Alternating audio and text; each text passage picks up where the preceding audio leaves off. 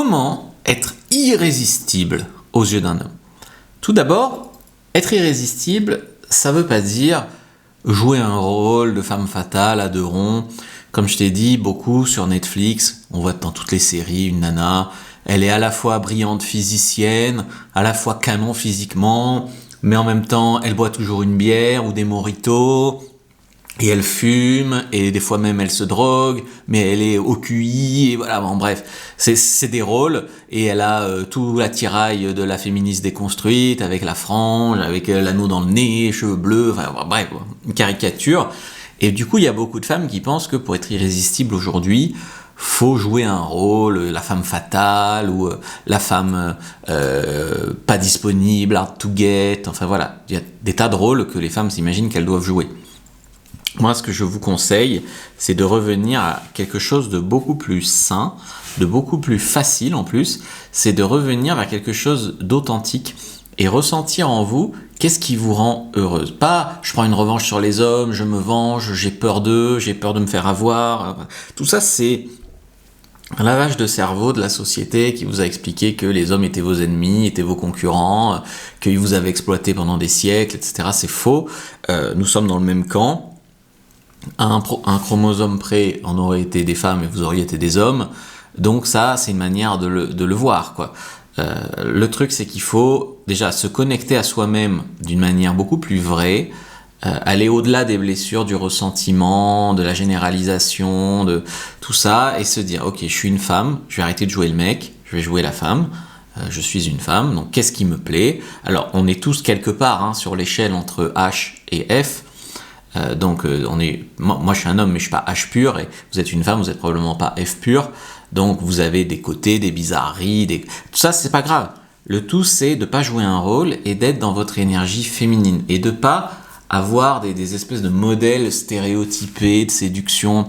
Tu sais, un peu toutes les filles recherchent Brad Pitt, toutes les filles veulent une histoire compliquée comme dans Gossip Girl et jouent un rôle comme comment elle s'appelle, Bridget Jones, voilà. Non, c'est pas intéressant, tu vois.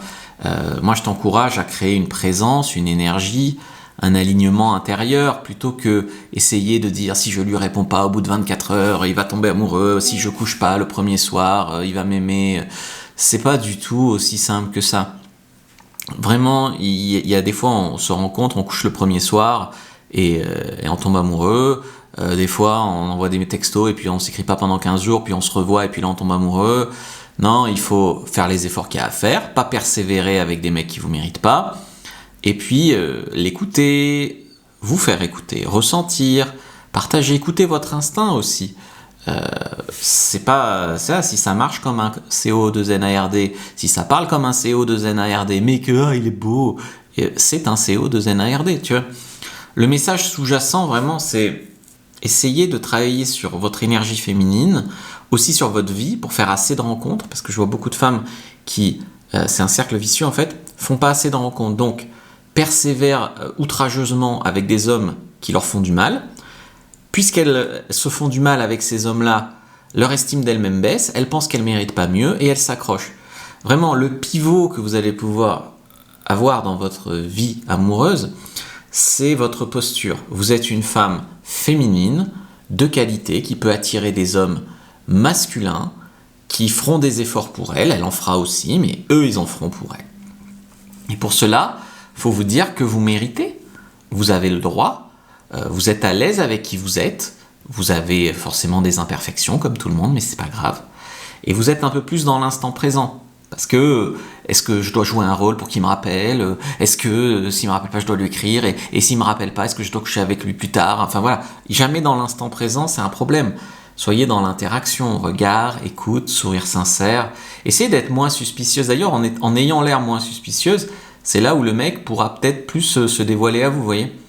Évitez aussi un peu les recettes de drague un peu superficielles, comme je te disais tout à l'heure, je joue la fille difficile à avoir, je réponds pas pendant 48 heures, je couche pas le premier soir alors qu'on en meurt tous les deux d'envie.